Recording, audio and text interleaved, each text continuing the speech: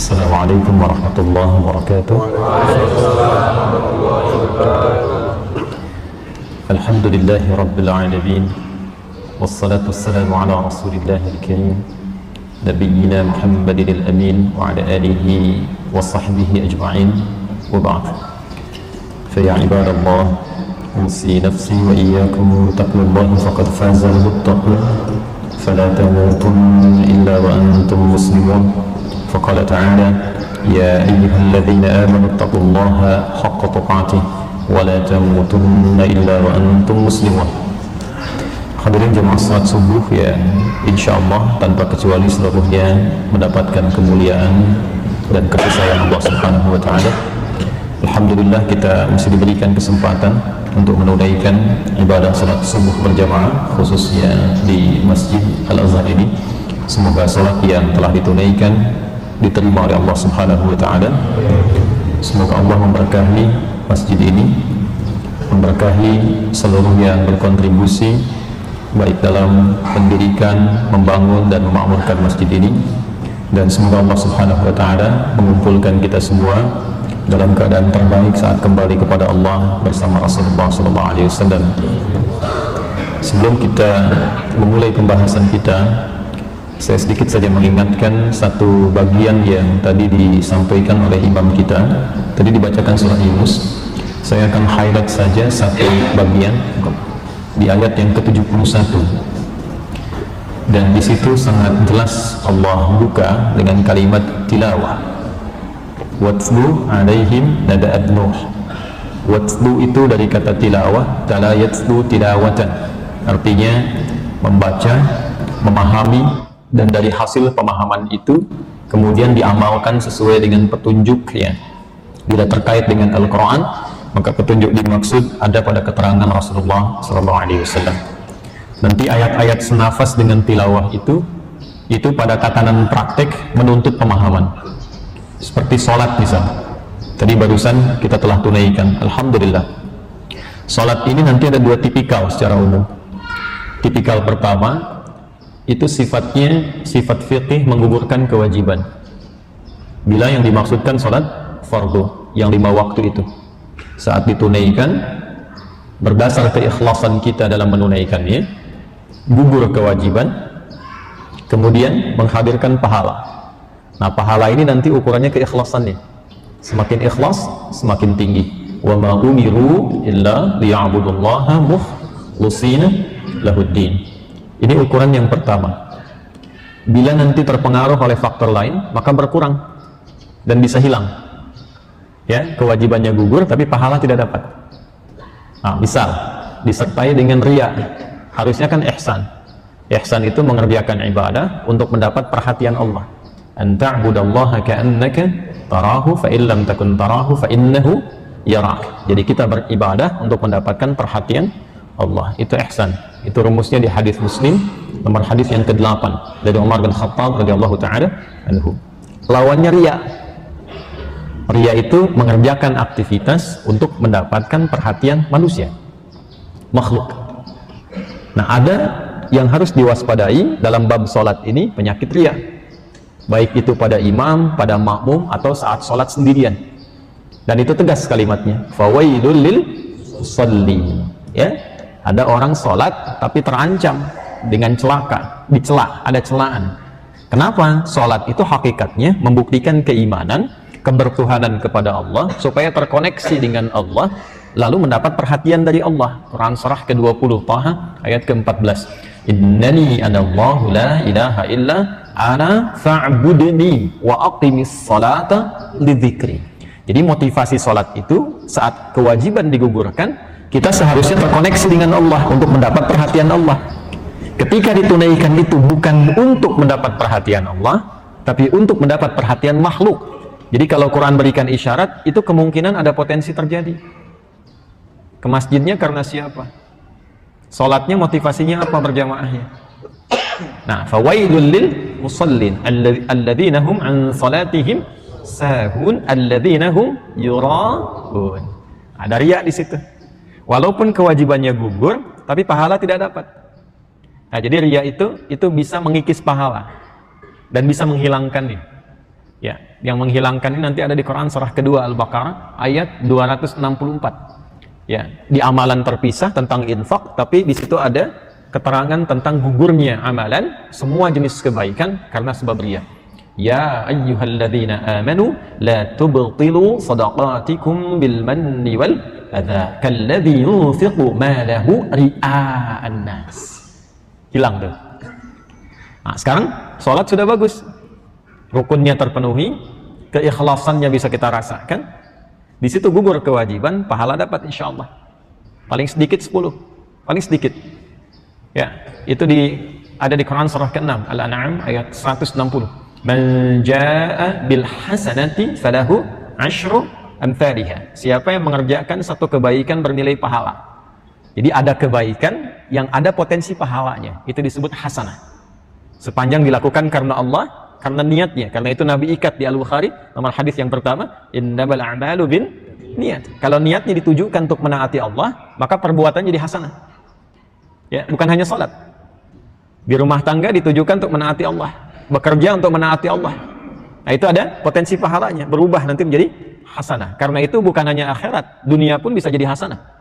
Ya, Quran surah kedua Al-Baqarah di ayat 201, wa minhum may yaqulu rabbana atina fid dunya hasanah wa fil akhirati hasanah. Nah, salat itu hasanah. Salat itu disebut hasanah di Quran surah 11 Hud ayat 114. Aqimis salata tarafain nahar wa zulafan minal lail innal hasanati yudhibnas sayyi'at. Itu salat yang kita kerjakan itu oleh Allah disebut hasanah. Setiap hasanah 10 kebaikan. Kalau ditunaikan berjamaah kali 27. Kalau ditunaikannya ke masjid 25 dapat, tambahan lagi di hadis Muslim. Jadi 25 itu baru masuk untuk niat ibadah, itu baru masuk, belum ngapa-ngapain dapat 25. Nah, cara ngitungnya begini. Jarak satu keduanya 500 tahun. Dua ketiganya 500 tahun.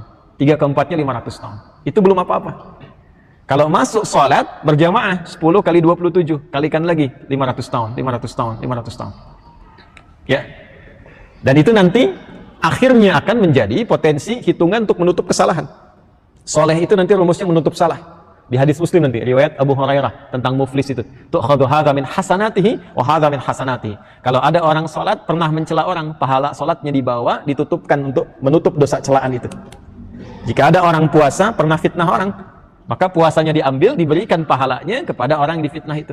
Fa in faniyat hasanatuhu, kalau habis kebaikannya, tak tersisa kecuali keburukan. Modal kebaikan habis, pernah nuduh orang misalnya, maka dosa yang dituduh itu diambil, dosanya ditimpakan kepada dia sesuai dengan kadar tuduhannya. Faturiha finnar, maka dicuci dulu di neraka. Nah, itu nanti soleh menutup yang salah. Jadi amal soleh itu penting. Nah, nanti itu yang terkait dengan konsep pahala dan gugurnya kewajiban. Tipikal keduanya adalah keberkahan dari ibadah itu terkait dengan aktivitas kehidupan kita di dunia khususnya. Nah, yang kedua ini banyak sekali. Di antara contohnya misal, ya, apa yang bisa didapatkan dari salat ketika benar dikerjakan? Ternyata hal pertama yang Allah sebutkan dalam Al-Quran itu, salat itu kalau benar dikerjakan, koneksinya bagus terhadap Allah itu, maka salat akan memberikan pengaruh kepada pelakunya dari ujung kepala sampai ujung kaki untuk mencegah dia dari semua jenis sumber keburukan. Jadi ada dua jenis sumber keburukan itu, satu fahsya, kedua mungkar. Fahsya itu keburukan yang bersumber dari syahwat. Awas, sekarang godaannya makin tinggi nih. Zina, pornografi, porno aksi, LGBT, kata-kata kotor, jorok. Baru buka handphone sudah keluar gambar-gambar yang tak elok. Itu fahsya. Nah, itu penangkalnya sholat. Jadi kalau benar sholatnya itu nggak akan bersentuhan dengan yang demikian. Matanya terjaga, ya. Dan itu nanti nggak bisa didapatkan oleh semua orang, nggak bisa. Ada ciri khas di situ, ya. Ada ciri khas, mata orang beriman itu ketika benar sholatnya, itu otomatis jadi cahaya nanti. Otomatis dipalingkan. Pendengarannya tuh akan sensitif pada kebaikan, dan meninggalkan segala jenis yang tidak elok. Otomatis. Sampai ke ujung kaki. Makanya kalau antum, kita, rutin aja. Ya, dawamkan tuh jamaah, ke masjid, sholatnya yang benar, itu insya Allah jadi orang baik. Itu sebabnya kenapa rahasianya dari kecil tuh yang pertama diajarkan sholat. Supaya anak itu tumbuh jadi anak yang baik. Kalau benar sholatnya. Dan mungkar, keburukan yang bersumber dari perut dan akal. Itu mungkar, diingkari oleh hati. Maaf ya, maaf. mencuri, bikin hoax, berselisih, fitnah, menuduh, korupsi, merampok, membunuh tingkat paling tingginya, itu mungkar namanya. Nah, orang salat itu mustahil melakukan hal-hal demikian. Ya. Makanya ini jadi fitrah nih. Coba perhatikan ya. Kalau ada misalnya pelaku kriminal tertangkap, sebelum disidangkan suka pakai perangkat-perangkat seperti orang mau sholat ya. Kan? Ya, pakai peci, kok tiba-tiba pakai peci gitu. Hah? Yang perempuan tiba-tiba berhijab tuh. Hijabnya pun hijab yang panjang kan? Ya, yang disebut hijab syar'i itu kan? Ya, kenapa? Karena fitrahnya demikian untuk menunjukkan baik. Itu fitrah. Maka sejatinya orang yang sholat itu bisa jadi lebih baik. Nah, kapan itu terjadi? Problemnya ayat itu hanya dibaca di tengah, awalnya itu jarang dibaca. Yang tadi itu ada di Quran surah ke-29 Al-Ankabut ayat ke-45. Itu dibuka dengan kata tilawah, utslu ma uhiya ilaika minal kitab wa aqimis shalah innas salata tanha 'anil fahsya wal munkar. Kapan salat itu bisa tanha 'anil fahsya wal munkar? Ketika utslu ma uhiya ilaika minal kitab. Baca, pahami, setelah paham, lakukan. Jadi ini isyarat yang halus dari Quran tapi dalam. Kita bisa mendapatkan manfaat sholat yang kedua itu ketika memahami apa yang dibaca dan dilakukan dalam sholat. Kenapa takbir itu Allahu Akbar? Paham nggak dengan kalimat itu? Kok bisa Abu Bakar itu ketika takbir langsung menangis? Kok bisa orang-orang dulu itu ketika takbir langsung hilang sifat sombongnya? Hilang angkuhnya? Jadi pribadi yang rendah hati? Karena paham. Kok bisa sekali bermohon langsung terkabul? Karena paham. Kok bisa sekali ruku itu langsung jadi baik? Karena paham. Itulah sebabnya semua gerakan dan bacaan sholat itu ada makna dan hikmahnya. Ada artinya, bukan hampa biasa saja. Ya, nah itulah tilawah. Itulah tilawah. Karena itu bila sholat tanpa paham bacaan dan gerakan sholat, tapi terpenuhi semua rukun dan syarat, itu sah sholatnya. Gugur kewajibannya, ada pahala berdasar keikhlasan. Tapi bagian kedua manfaat dari sholat yang bisa dibawa dalam kehidupan belum tentu bisa diraih. Karena itu kalau kita ingin mendapatkan keduanya, rumus Qur'annya tilawah. Di ayat yang sama tadi, di ayat yang sama nafasnya, kalimatnya, menggunakan kata tilawah Quran surah 10 tadi Yunus ayat 71. Watsdu dan bacalah, pahamilah.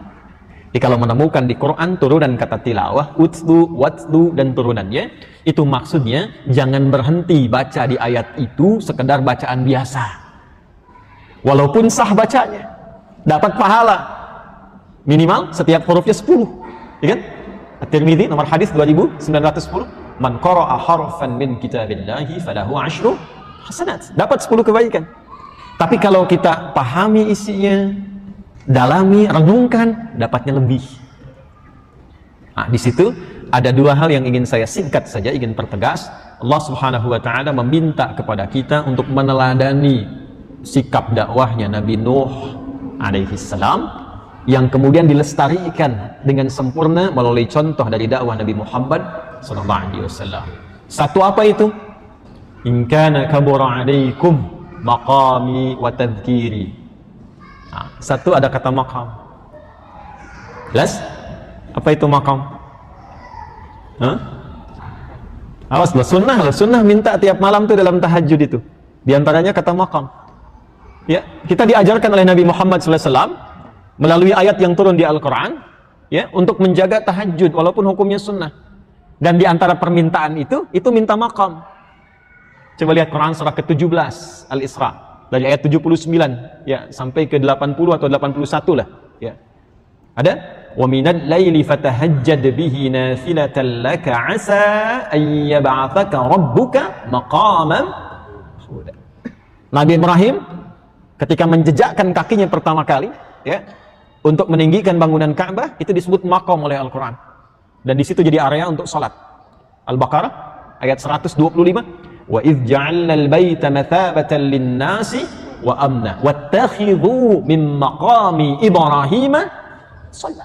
Wattakhidhu, ya, fi'ilnya sudah amr. Kalau pakai riwayat Qalun atau Warash, wattakhadhu. Jadi semua bentuknya digunakan. Saking tingginya maqam itu. Ya. Maqam itu pada mulanya adalah sesuatu yang menunjukkan jejak ketinggian, yang menampilkan penghormatan yang mulia. Itu maqam. Dan itu sudah jadi bahasa di lisan kita. Oh, ini bukan makom saya. Tapi yang ingin saya katakan bukan itu. Yang ingin saya garis bawahi adalah, coba lihat. Pernah main-main ke kuburan? Ziarah? Baik. Bukankah dulu sering kita dengar bahasa lain dari kuburan itu disebut makom kan? Mau kemana? Mau ke makam dulu. Sudah jadi bahasa Indonesia ya? Makam itu makom. Kenapa yang dimunculkan istilah makom ya? Ingin memberikan kesan, hey, selama hidup tuh berbuat yang baik, berbuat yang mulia, berbuat yang saleh, mata memandang yang baik, lisan bicara yang baik-baik, telinga mendengar yang baik, kalau usaha-usaha yang baik, kalau jadi pejabat yang baik, kalau jadi ustadz yang baik, jadi suami yang baik, istri yang baik. Supaya apa? Saat masuk ke alam kubur, kebaikan itu terakumulasi, diangkat derajatnya oleh Allah. Itulah sebabnya mengharapkan kuburnya jadi makom. Itu pesan. Ditanya, mau kemana? Ke makom. Itu pesan yang dalam sekali. Mengingatkan kita hidup yang baik-baik. Karena itulah kata makom di ayat tadi disusulkan dengan tadzkir. Dari dzakkara yudzakiru tadzkiran. Ya, menggunakan bentuk fa'ala yufa'ilu, bentuk tadarruj, sesuatu yang bertahap. Memang untuk jadi baik itu enggak langsung seketika, mesti bertahap. Apa dikira untuk datang ke sini tuh bisa tiba-tiba datang? Belum tentu. Butuh latihan dulu. Apa langsung bangun bisa langsung tahajud demikian? Belum tentu. Butuh latihan dulu. Dan setiap latihan itu diapresiasi oleh Allah. Karena itu Nabi sangat menyukai sedikit tapi konsisten. Kenapa? Karena setiap tahapannya itu dinilai oleh Allah. Saking rahmannya Allah tidak melihat langsung kepada hasilnya, tapi setiap tahapan yang dilakukan itu langsung diberikan pahala. Coba lihat di salah satu hadis tentang motivasi membaca Al-Quran. Itu orang terbata-bata saja. Ada yang terbata-bata, terbatu-batu, menunjukkan tingkat kerasnya itu untuk membaca Quran. Itu belum lancar pun kalimat nabinya dalam. Walladzi yatata'ta wa huwa syaqqun 'alaihi, atau kama qala Rasulullah sallallahu alaihi wasallam. Bila ada orang yang berusaha membaca Quran, dia masih terbata-bata, berat mengucapkan hurufnya. Falahu ajran, dia mendapatkan 2 pahala. Pahala pertama sejumlah huruf yang dibacakan, yang kedua ikhtiar dia supaya bisa membaca Quran itu. Nah, jadi secara singkatnya ayat tadi mengingatkan bahwa kalau kita ingin dimuliakan sampai dengan meninggal dan masuk ke alam kubur menjadi makam kita, maka berusahalah di sisa hidup ini menjadi orang baik. Singkatnya itu aja. Ya, itu mahal. Nah, makna seperti ini itu nggak akan kita dapatkan kalau ngajinya nggak sampai pada pemahaman. Tapi kalau kita sampai paham keisinya, kenikmatannya berbeda. Tidak salah. Kalaupun cuma dengar atau baca, selesai, tidak salah. Pahala dapat. Tapi kenikmatan yang bisa merubah keadaan kita yang berbeda dari sebelumnya, itu belum tentu bisa diraih. Nah, kurang lebih itu pengingat dari ayat yang dibacakan dalam subuh tadi, dan kita yang diinginkan untuk mendengarnya oleh Allah Subhanahu wa Ta'ala. Saya kan tidak tahu Anda akan datang ke sini, tapi Allah yang menggerakkan kita sholat di sini. Boleh jadi ta'limnya tidak berlangsung, mungkin demikian. Tapi yang terbaiknya adalah kita dipilih Allah untuk mendengarkan ayat tadi, sehingga dengan itu pahamilah dan yakinilah, boleh jadi Allah menginginkan kita menjadi lebih baik dari sebelumnya sebelum kita berpulang pada Allah Subhanahu wa Ta'ala. Ya? Dan tidak cukup dengan amin. Ya, berusaha. Bismillahirrahmanirrahim. Kita mulai dengan ikhtiar kita meneruskan pembahasan ini. Masih di dalam kitabnya Syekh Muhammad Hashim Al-Ash'ari atau Hadratus Syekh Muhammad Hashim bin Ash'ari, Adabul Alim wal Muta'allim. Kita akan lanjutkan masih di halaman ke-16 di paragraf yang terakhir, menyambung pertemuan yang lalu, mengingatkan pada Bapak Ibu sekalian yang pertama bahwa apa yang kita bahas ini adalah mengenai motivasi yang bersumber dari hadis-hadis Nabi Muhammad SAW. Karena Syekh Hashim ini mengumpulkan keseluruhannya ini lewat hadis Nabi semua, hadis. Ya, walaupun ada tafsirnya disampaikan lewat sahabat atau tabi'in, jadi athar. Ya, jadi athar, tidak dari pendapat beliau pribadi. Hadis, ini yang sahabatnya, ini yang riwayatnya. Dan semua dikumpulkan untuk membimbing kita bagaimana menjadi penuntut ilmu yang baik atau menjadi pengajar ilmu yang baik. Jadi pengajar pun butuh adab. Kalau pengajar tanpa adab bisa jadi fitnah terhadap ilmunya nanti. Ya, bukan hanya orangnya, nanti ilmunya juga jadi fitnah yang berbahaya, menjadi fitnah bagi keyakinannya. Ya, karena itu bukan hanya penuntut ilmu, pengajar ilmu pun itu ada adabnya. Dalam Islam demikian. Ya, bahkan dari mulai masuk, dari menatap jamaah, dari mulai cara mengajar itu diatur.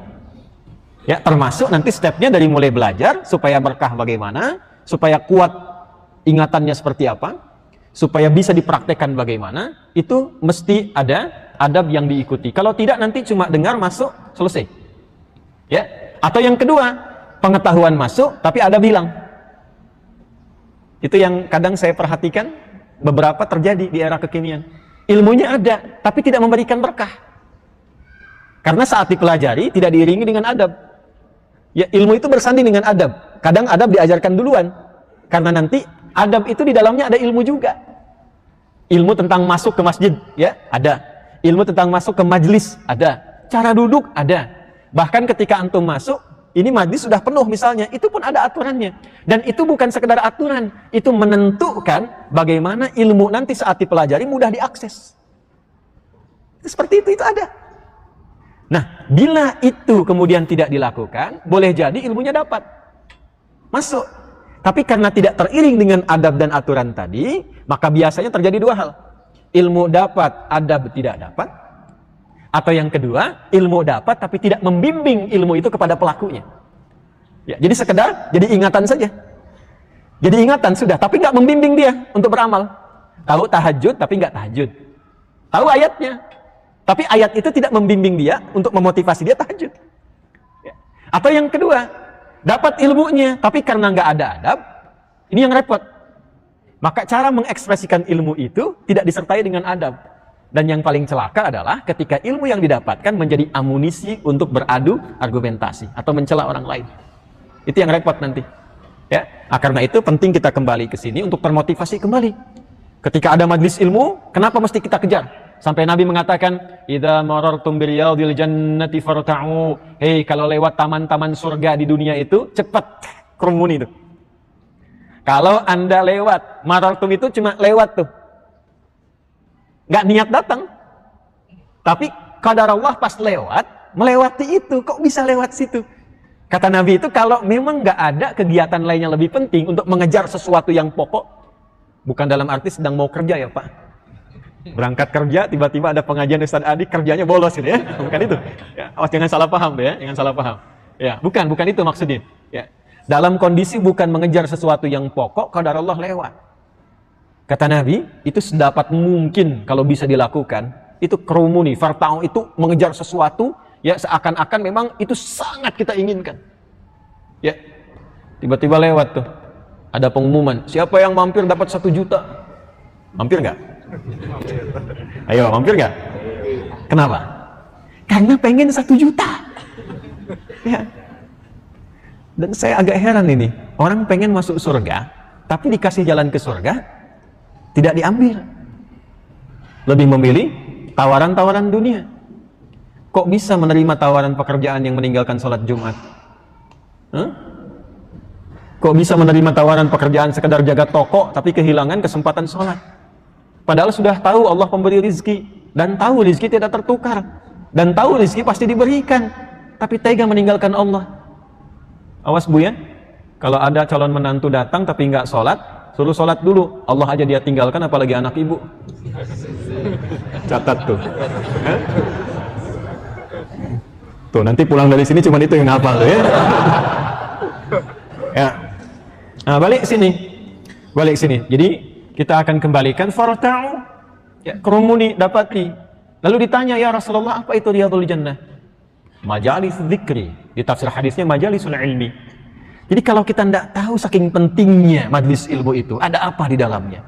Apa yang menjadikan itu berpengaruh pada kehidupan? Pak, Ibu, kenapa Utsman bin Affan itu menjadi orang yang sangat kaya? Yang saya bahasakan itu kebangetan kayanya, level nomor 3, yang tertinggi. Abdurrahman bin Auf demikian. Karena rajin ngaji. Jadi ngaji itu ternyata mengangkat prestise. Mengangkat bukan hanya derajat akhirat. Semua aspek kehidupan yang kita jalani itu kalau benar ngajinya itu terbimbing mendapatkan puncaknya. Coba lihat sahabat-sahabat, atau jangan sahabat lah, levelnya terlampau tinggi. Dari tabi'in atau tabi'ut tabi'in. Kenapa mereka jadi ilmuwan tertinggi di zamannya? Ibnu Sina, Al-Kindi, Al-Farabi, ya, Al-Ghazali, Al-Khawarizmi. Coba lihat biografinya, baca dari kecil itu. Itu kan rata-rata hafal Quran itu dari usia ya 7 sampai dengan 12 tahun. Dan mereka oleh orang tuanya didekatkan kepada majelis ilmu. Jadi kalau kita paham ada manfaat di majelis ilmu itu yang sangat luar biasa, itu nggak akan ditinggalkan. Tinggal memilih topik yang sesuai dengan kebutuhan kita. Makanya kadang di setiap masjid itu materinya beda-beda. Nah, untuk mendapatkan motivasi lebih tentang itu, maka ini kitabnya diantaranya. Ya, ini kitab yang luar biasa, sangat bagus untuk kita pahami. Dan alhamdulillah kita telah 16 halaman mempelajari ini. Sekarang kita akan sempurnakan pada bagian terakhir di halaman ke-16. Kita masuk pada bagian selanjutnya. Bismillahirrahmanirrahim. Wa fi hadits Abi Dzar radhiyallahu anhu anna hudara majlis dzikrin afdalu min salati 1000 rak'atin wa syuhudi 1000 janazatin wa iyadati 1000 maridin. Dan diriwayatkan, didapati informasi dalam hadis yang disampaikan dan tersambung kepada sahabat Abu Dzar Al-Ghifari radhiyallahu taala anhu. Bapak Ibu, teman-teman yang khusus mengaji kitab ini dengan saya, kalau bisa itu setiap pengajian ini sertakan catatan kecil. Kalau tak sempat nanti lihat lagi videonya, karena saya membahas ini dengan cara yang agak berbeda. Biasanya kalau ini dibahas hanya menerangkan, bacakan hadisnya, jelaskan, selesai. Saya mengurai nanti setiap detilnya, rawinya, detilnya, dan sanad hadisnya. Nah, sanad hadis ini jarang dikaji. Ini saya sebelum baca ini, itu saya ngaji dulu. Ngaji yang saya maksudkan tuh kalau menemukan sanad, saya cari sanadnya. Ini saya sudah buat tulisan kecil ini. Ini semalam. Jadi kalau ada hadis dicari dulu hadisnya di mana, temukan di mana di kitab apa. Ya, diturunkan sampai dengan ke rawi-rawinya. Ini sudah ada di sini tuh, saya tuliskan. Jadi saya kalau ngajar itu menemukan sesuatu, cari sampai ketemu, sampai ke detilnya. Sehingga pemahaman yang didapatkan sebelum menyampaikan apa yang akan diutarakan itu lebih komprehensif. Nah, ini belum tentu nanti bisa ditemukan dalam kajian-kajian yang membahas yang serupa. Ya, jadi tolong fokus pada beberapa bagian yang penting. Dan didapati dalam hadis yang tersambung kepada sahabat Abu Dzar Al-Ghifari radhiyallahu taala anhu. Saya sudah pernah terangkan profil beliau, jadi tidak perlu saya ulang lagi. Ya, nama aslinya Jundub bin Junadah radhiyallahu taala anhu, berasal dari Ghifar. Ghifar itu dulunya tempatnya para pembegal. Secara singkat masuk Islam beliau. Setelah masuk Islam, hasuna islamuhu, berubah jadi orang baik. Singkatnya, dulu orang masuk Islam itu semua berubah jadi baik. Maka kita yang sudah Islam harus mempertahankan kebaikan itu. Malu kalau sedang berbuat salah disebut muslim, malu. Karena muslim itu artinya tunduk patuh pada Allah. Kalau sudah tunduk patuh pada Allah, sifat Allah itu maha baik. Innallaha thayyibun la yaqbalu illa thayyiba. Ya, Allah itu maha baik. Jadi kalau tunduknya pada Allah pasti baik. Pasti baik. Antum punya murabbi, gurunya baik, antum pasti jadi baik. Nah, Allah itu Rabbul Alamin. Ya. Jadi dengan murabbi aja jadi baik, apalagi Rabbul Alamin. Jadi kalau tunduk benar pada Allah, pasti dia orang baik. Yang tunduk patuh pada Allah itu disebut muslim. Makanya tadi di Quran surah Yunus ayat 71 tadi, Nabi Nuh itu di akhirnya mengatakan, saya termasuk orang yang muslim. Minal muslimin. Jadi malu kalau disebut muslim. Kamu muslim, iya saya orang Islam, tapi kata-katanya kotor, malu. Pasti baik. Kerjanya pasti baik. Tangannya pasti baik. Nah, Abu Dzar ini ya melekatkan nama kampungnya setelah masuk Islam untuk menunjukkan perubahan dirinya. Maka lebih dikenal dengan nama Abu Dzar Al-Ghifari. Nama aslinya Jundub bin Junadah. Kenapa dilekatkan nama Ghifarnya Al-Ghifari untuk menunjukkan inspirasi bahwa setelah saya jadi orang Islam yang dulunya saya tinggal di kampung pembegal, pekerjaannya begal orang, pekerjaannya kotor, maka Islam merubah saya menjadi orang baik. Dan beliau berhasil mengislamkan penduduk sekampungnya menjadi orang baik. Karena itulah dilekatkan nama Ghifarnya Al-Ghifari. Bukan hanya menunjukkan asal daerah, tapi memberikan inspirasi bahwa saya dulunya begini, sekarang berubah menjadi seperti ini. Jelas? Nah, ini bagian pertamanya. Jadi insya Allah sepanjang hidup, ingat ya, sepanjang hidup selalu ada kesempatan menjadi saleh. Salah itu ya manusia. Ya, karena ada nafsu. Nggak mungkin ada manusia itu sempurna, nggak pernah salah, mustahil. Fala tuzakku anfusakum. Jangan mengklaim diri sebagai orang suci, kata Allah, karena pasti salah. Kecuali Nabi dan Rasul yang dijaga dengan sifat maksum, terjaga dari salah. Kita bukan Nabi, bukan Rasul, pasti salah. Tapi berbahagianya kita, Allah menurunkan kemuliaan dengan hadirnya taubat yang menutup salah itu. Jadi ternyata salah itu diizinkan terjadi supaya belajar dari situ menjadi lebih baik. Ya, jadi kalau lisan pernah salah, itu otomatis hatinya pasti mencela tuh. Nah, celaan hati ini untuk memperbaiki lisan supaya nggak salah lagi, supaya berubah jadi soleh. Coba, maaf ya, maaf. Kalau ada anak berbuat salah, orang tuanya marah, setelah itu menyesal tidak? Menyesal. Berselisih paham dengan tetangga, setelah itu mencela. Nah, selesai mencela itu pasti tuh sepersekian itu ketika lewat ada penyesalan. Walaupun kadang keangkuhan menutupi itu. Nah, penyesalan itu sebetulnya itu fitrah. Ya, fitrah itu ada dua maknanya. Al-muyul ilal haqqi, ya, wal muyul ilad dini. Yang pertama cenderung pada kebenaran, itu yang universal. Yang kedua cenderung pada agama, ketaatan menaati Allah. Ya. Nah, pada yang pertama ini semua merasakan hal yang sama. Makanya kalau ada orang berbuat salah, hatinya pasti mencela dan meluruskan dulu. Nah, itulah fitrah kesolehan yang ingin membimbing setiap hamba supaya belajar dari salah, dirubah menjadi soleh. Kan saya sering ilustrasikan begini ya, kalau nggak percaya, nanti pas keluar dari sini, masjid, coba iseng-iseng cek pakai sendal alas kaki temannya. Dipakai begini aja, jangan diteruskan. Ya, cuman iseng ngetes. Ya. Jangan potong ini ya videonya ya. Sebab sekarang di YouTube tuh ada short video itu ya. Awas, hati-hati nih ya, saya teruskan. Coba dipakaikan begini, tapi tidak diteruskan. Itu baru pijak begini saja.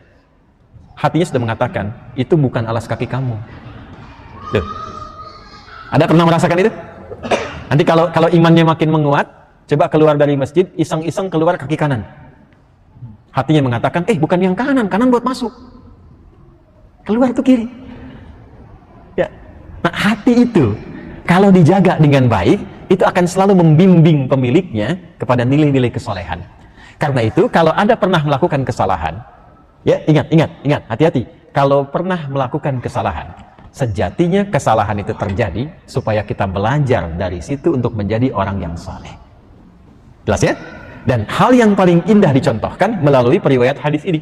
Jundub bin Junadah dikenal dengan Abu Dar al-Ghifari. Wallahu ta'ala a'lam bissawab.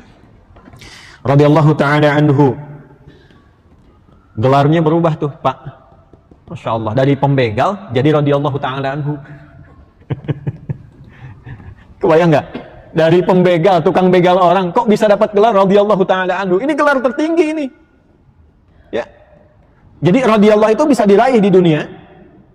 Yang kedua saat sakaratul maut, ya, yang mengantarkan pada alam kubur, dan yang ketiga di akhirat. Dan itu yang paling tinggi, ya, paling tinggi. Bahkan bila dibandingkan dengan surga, ridha Allah itu nomor 1. Dan kalau Allah sudah berikan ridhanya, itu surga manapun mudah ditempati. Ya. Contoh di surah Al-Bayyinah itu untuk yang hidup, radhiyallahu anhum wa radu an. Dzalika liman. Jadi kalau kita memupuk khasyah makin tinggi, ridha Allah dapat. Nanti ada ukuran. Ya, gini, ini yang diajarkan guru saya. Kita coba bisa belajar bisa. Bagaimana cirinya seseorang itu bisa dinilai mendapatkan ridha Allah, atau bagaimana merasakan bahwa kita ini setidaknya mendapatkan ridha Allah. Contoh begini. Antum kalau dapat hadiah sepeda, ya, senang nggak? Karena apa? Karena dapat sepeda baru. Nah, itu belum radhiyallahu anhu. Ya, belum radhiyallahu anhu. Ya, itu baru fitrah biasa sebagai manusia, karena manusia itu senang menerima pemberian. Gitu. Tapi kalau senang antum itu karena pemberinya, karena Allahnya, bukan karena sepedanya. Nah, itu diantara ciri antum mendapatkan kenikmatan, mendapatkan keridhaan Allah Subhanahu wa ta'ala. Jadi kalau kita sudah ridha dengan pemberinya, kita nggak akan komen dengan sepedanya. Terserah mau dikasih yang bagaimanapun. Mau yang second, mau yang baru, mau yang merek apapun, yang penting Allah sedang ridho dengan saya. Ridhonya Allah itu memberikan sesuatu kepada saya. Alhamdulillah. Ya, antum tuh kalau dapat makanan, senang makanannya atau senang pada pemberinya? Jadi kalau kita senang dengan sifat itu, ya, kesenangan kita diarahkan pada pemberinya, kepada Allah Subhanahu wa taala, refleksnya alhamdulillah, refleksnya meningkat ibadah, refleksnya senang memuji Allah, memuliakan hamba-hamba Allah, itulah radhiyallahu anhu. Jelas? Ada satu hal yang sangat menarik. Ini ada seorang kiai di Indonesia, tapi sudah meninggal. Tidak banyak orang tahu. Orangnya soleh, luar biasa. Itu kalau makan, beliau selalu mengenakan pakaian yang terbaik. Tidak pernah pakai kaos oblong. Ya. Dan menariknya begini, kalaupun pakainya itu mesti kaosnya rapi. Satu kali muridnya itu mengamati. Dilihat mengamati, penasaran, bertanya pada gurunya. Apa yang menjadikan kurang lebih lah guru ndak itu selalu tampil baik saat makan? Nih, perhatikan, sesuatu yang langka untuk dipelajari. Beliau mengatakan, saya ini kurang lebih awkamakala, saya ini bukan mengkultuskan makanannya, bukan menyikapi makanannya, tapi saya sedang menghormati pemberi makanannya. Saya menghormati pemberi makanannya, betapa sayang dengan saya, betapa perhatian dengan saya, memberi rezeki kepada saya. Sehingga ketika beliau memosisikan diri di hadapan makanan itu bukan karena makanannya, tapi mengagungkan yang memberikan makannya. Dan yang paling menarik, kita itu dilatih bersikap demikian bahkan dalam sholat. Coba lihat ya. Nih contoh ya, dalam sholat nih. Bagaimana kita ingin mendapatkan ridha Allah dalam sholat. Ternyata penampilan pun begitu menentukan. Ya, begitu menentukan. Quran surah ke-7 ayat 31. Ya bani Adam khudhu zinatakum 'inda kulli masjid. Hei anak cucu Adam. Hei anak cucu Adam. Kalau ada panggilan dari masjid, cepat kenakan pakaian terbaikmu. Tuh. Jadi untuk menarik perhatian Allah itu, ya, itu bisa dilakukan dalam penampilan untuk menunjukkan kesungguhan. Ya, kesungguhan apa? Kesungguhan menaati Allah, ingin tampil yang terbaik. Kan kita itu sholat menghadap Allah. Antum menghadap pimpinan saja di dunia itu betapa pakaiannya dipersiapkan dengan baik. Masya Allah. Panggilan kerja pertama itu kan pakaian terbaik ya. Sepatunya juga pesan dulu, ya. Kalau perlu malamnya kan hunting dulu ya. Untuk apa? Menghadap pada pimpinan dunia yang belum tentu memberikan apa yang antum ingin dapatkan. Begitu masuk ke situ, mulai kerja dicek satu-satu. Anda siapa? Wah, ini ada kesalahan input, harusnya bukan Anda yang diterima. Nah, Allah saat memanggil kita menghadap itu sebelum datang sudah mengatakan, punya masalah apa? Kesini datang. Saya berikan solusinya. Apa yang kamu minta saya kabulkan sepanjang itu yang kau butuhkan. Apapun yang kau minta. Coba, sebelum sholat sudah dipanggil. Ya ayyuhalladzina amanu ista'inu bis-sabri was-salah. Orang beriman sedang punya masalah, datang sini. Sabar dulu terima masalahnya untuk meningkatkan kualitas hidupmu. Minta solusi ke sini. Makanya saat kita mengatakan, kan Allah mengatakan begini, ista'inu. Lalu kita jawab, iyyaka na'budu wa iyyaka nas.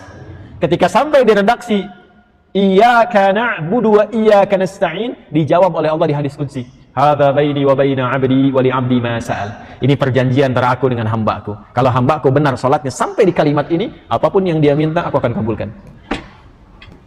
Sepanjang sesuai dengan maslahatnya. Karena itu dulu semua nabi, rasul, orang-orang saleh itu kalau minta dalam salat nggak ada yang nggak dikabul.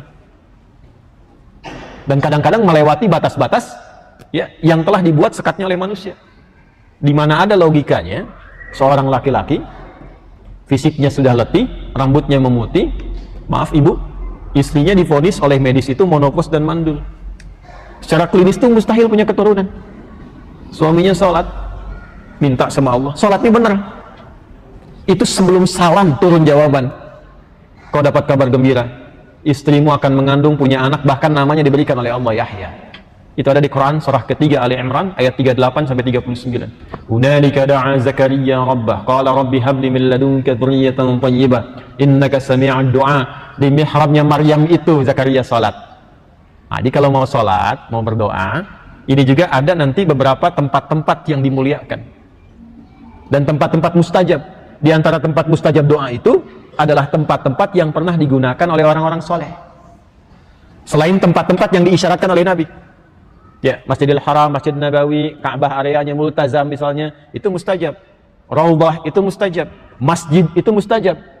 Tapi juga nanti ada isyarat dalam Quran, dalam hadis, dan dirinci nanti dalam bab manaqib, termasuk di Al-Bukhari.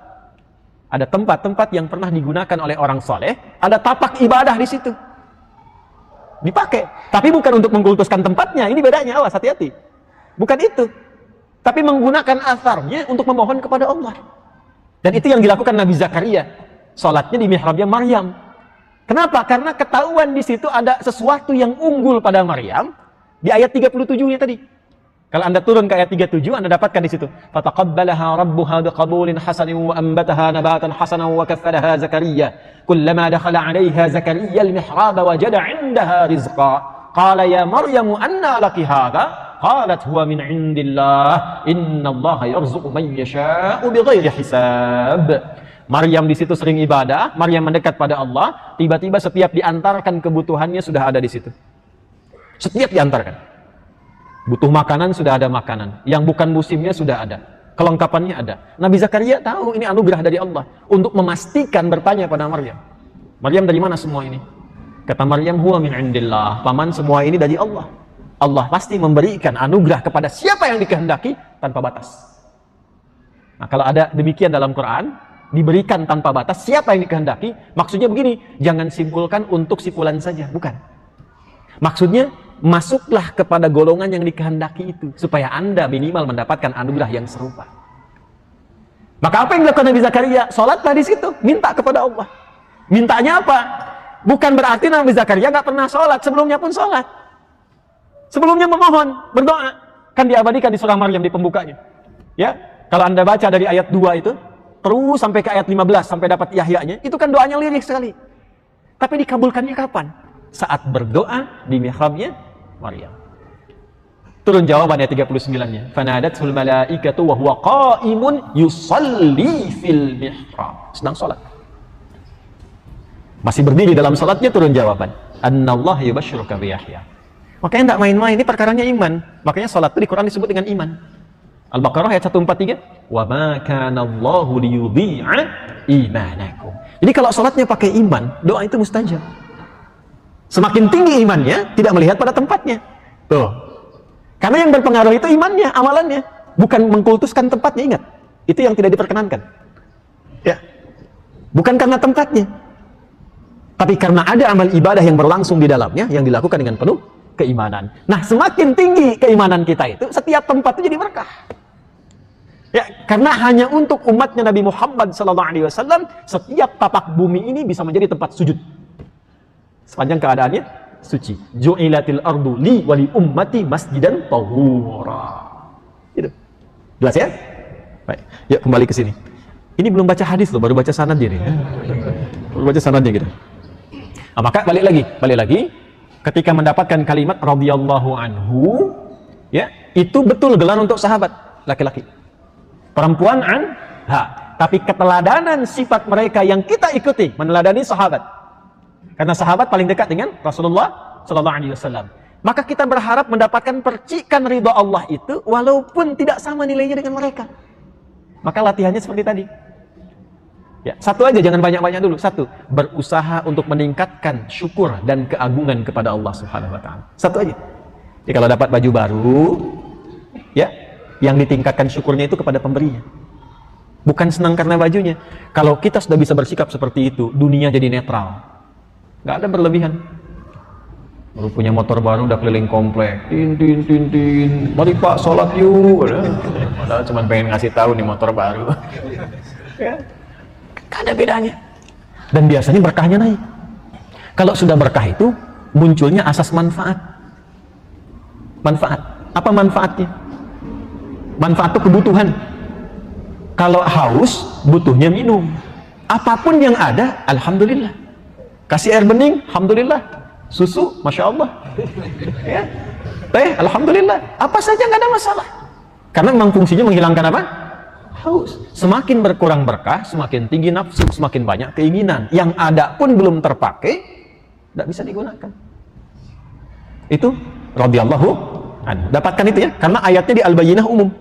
Nanti akan meninggal, kalau sudah dapat ridha Allah, meninggalnya dimudahkan. Tenang gitu. Masya Allah. Malin saya lihat kayak Rifki itu, Masya Allah. Habis ngasih tausiah, salawat pada Nabi, meninggal. Ada yang sedang mengajar, salah satu syekh di Saudi sama. Itu pas menerangkan la ilaha illallah. Begitu la ilaha illallah, meninggal. Ada yang sedang ngaji, meninggal. Ada yang sedang itikaf di masjid. Pasar Rebo itu ada yang pernah itikaf. Dan beliau yang merawat masjidnya, itikaf. Sedang puasa lagi, Masya Allah. Cuman tidur-tiduran aja, gini gitu. Meninggal, tenang. Hati-hati yang tidur-tiduran tuh ya.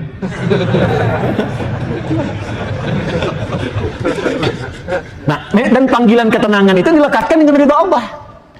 Itu ditemukan di Quran surah 89. Ya. Kita ngajinya kan Quran Sunnah. Di surah 89 Al-Fajr ayat 27 sampai 30. Ya ayyatuhan nafsul mutmainnah, irji'i ila rabbiki radiyatan mardiyah. Hei jiwa yang tenang. Kenapa tenang? Karena mendapat ridha Allah dan dia pun ridha dengan pemberian Allah. Radiyatan mardiyah. Dia ridha dengan pemberian Allah, Allah ridha dengan kepulangannya. Ketika Allah ridha, digolongkan pada hambanya yang soleh, disiapkan surga untuknya. Itu surganya ditampakkan sebelum wafatnya, makanya tenang. Ditampakkan surganya. Makanya tenang. Dari mana taunya? Fadkhuli fi ibadi wadkhuli jannati. Kalimat wadkhuli jannati itu ditampakkan saat sakaratul maut. Makanya tenang, enak. Coba baca deh. Ya, tafsirnya tentang Sayyidah Asiyah itu, yang istrinya Firaun. Ya. Ketika beliau meminta kepada Allah, Rabbi benili, ya Allah mohon bangunkan indaka baitan fil jannah, untukku satu tempat yang dekat denganmu di surga. Itu ditampakkan oleh Allah sebelum wafatnya. Jadi begitu Firaun ingin menyiksanya, diikat di tiang. Ya, saat ingin dihabisi, beliau memohon kepada Allah untuk ditampakkan itu. Ya, dan memohon ya wafat ajalnya itu tiba sebelum disiksa oleh Firaun itu, sehingga tidak merasakan sedikit pun. Ya, orang beriman itu semakin tinggi dimuliakan oleh Allah. Maka apa yang terjadi? Ditampakkan langsung senyum. Begitu senyum, Firaun komen. Nah, komennya Firaun itu langsung dislike saja. Nggak usah di-subscribe. Langsung dislike saja. Kata Firaun, nah, kurang lebih seperti dia membahasakan, ya, ini perempuan mau disiksa kok senyum katanya. Karena perkara iman itu bukan perkara yang tampak dalam mata secara langsung, tapi yang dirasakan di dalam hati. Begitu hati merasakan dengan paripurna, ditampakkanlah oleh Allah apa yang tidak biasa tampak dalam kehidupan. Ditampakkan. Ya. Nah, kalau yang demikian ditampakkan dalam kehidupan, itu artinya ada tingkat keimanan saking lemahnya perlu tampak. Gitu. Masya Allah, tomat dibuka kok ada gambar Allah. Karena andanya nggak pernah sadar saat makan tomat untuk syukur pada Allah. Gitu, saking tipisnya iman sampai dibuka, supaya dilihatkan. Nih. Masya Allah, awannya berbentuk Allah. Karena Anda nggak pernah sadar saat lihat awan, siapa yang menciptakannya? Apa sampai harus disusun dulu lafaz Allah sampai Anda sadar? Padahal berapa banyak ayat menebar, inna fi khalqis samawati wal ardi waqtilafil laili wan nahari la ayatin liulil albab. Siapa itu ulul albab? Alladzina yadhkurunallaha qiyaman wa qu'udan wa 'ala junubihim wa yatafakkaruna fi khalqis samawati wal ardi. Rabbana ma khalaqta hadza batila subhanaka faqina adzabannar. Dan itu dibacanya, itu sunnahnya tiap bangun tidur. Oh, baru tahu ya? Coba ngajinya dibanyakin. Coba cek di Sunan Abu Daud. Nomor hadis 1367. Sunan Abu Daud, nomor hadis 1367. Rawinya dari Ibnu Abbas radhiyallahu ta'ala anhuma. Itu sunnah, kebiasaan Nabi. Bangun dari tidur itu sudah begitu. Sehingga melihat apapun tuh tersambung dengan Allah. Bangun tidur lihat istri, dilihat sebagai amanah Allah. Kalau sebagai amanah nggak mungkin menzalimi. Lihat anak sebagai titipan Allah. Kalau sudah melihat sebagai titipan Allah, nggak mungkin itu diabaikan. Nggak akan pernah disekolahkan di tempat yang jauh dari Allah. Nggak akan dibelikan pakaian yang terbuka auratnya karena takut dengan Allah. Pulang ditanya. Dibiasakan begitu. Nah, kalau berzikir itu bukan cuma dibacakan, dirasakan sampai ke hati, supaya jadi pedoman dalam jiwa. Nah, kalau sudah hidupnya radhiyallahu anhu, kemudian wafatnya radiyatan mardiyah, maka saat pulangnya waridwanullahi akbar. Dia mendapatkan ridha Allah yang lebih tinggi dari apapun, termasuk surga. Ridha Allah itu nomor satu. Nomor satu. Kalau sudah dapat ridha Allah, itu surga manapun mudah untuk didapatkan. Ya, tentu dengan amal soleh. Nggak mungkin dapat ridha Allah tanpa amal soleh, itu mustahil. Ya, terukur sampai ke amal. Maka berusahalah beramal itu bukan karena amalnya, untuk menarik perhatian Allah. Itu yang dimaksud dengan ihsan.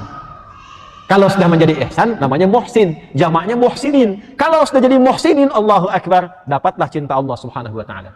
Di Quran surah ketiga ayat 134 di ujungnya, wallahu yuhibbul muhsinin. Yuk kita baca hadisnya. Ini belum baca hadisnya nih ya. Anna khudara majlis dzikrin. Dari Abi Dzar radhiyallahu taala anhu, beliau menyampaikan, ini saya kagum nih. Ya. Nanti kita akan tunjukkan bagaimana kepakaran Hadratus Syekh Muhammad Hashim Asy'ari dalam hal ini. Ya, dalam hal ini. Nanti kita akan lihat karena saya sudah gali sanadnya ini. Beliau menyambungkannya kepada Abi Dzar Al-Ghifari radhiyallahu taala anhu, menyampaikan anna hudara majlis dzikrin, bahwa menghadiri majlis zikir itu, artinya kalau kita nanti kembalikan ke redaksi-redaksi yang tersambung kepada hadisnya, itu disebutkan majlisi alimin, ya, atau majlisi ilmin, karena hadis boleh disampaikan dengan makna, dan beliau ini hafal matan dan sanad hadis banyak sekali, ya, banyak sekali. Dan di kitab ini, di pembukanya itu disampaikan ini sanadnya, ijazahnya. Dan banyak bahasa Nabi itu menyebut majlis ilmi itu dengan majlis zikir. Kenapa yang ditampilkan kalimat zikir di sini bukan ilminya? Ya, baik-baik.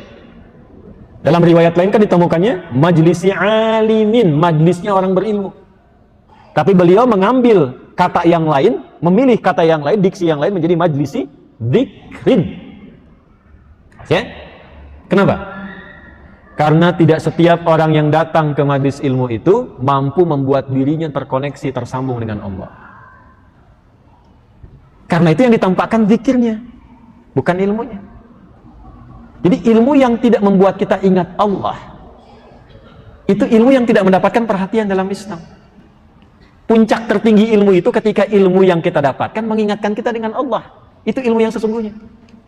Adik-adik yang belajar di kampus nih, udah tahun keberapa? Udah ingat Allah belum? Hah? Jurusan apa saja? Doakan saya Ustaz, saya sudah semester terakhir nih, mau wisuda. Udah ingat Allah belum? Hah? Udah ingat Allah belum?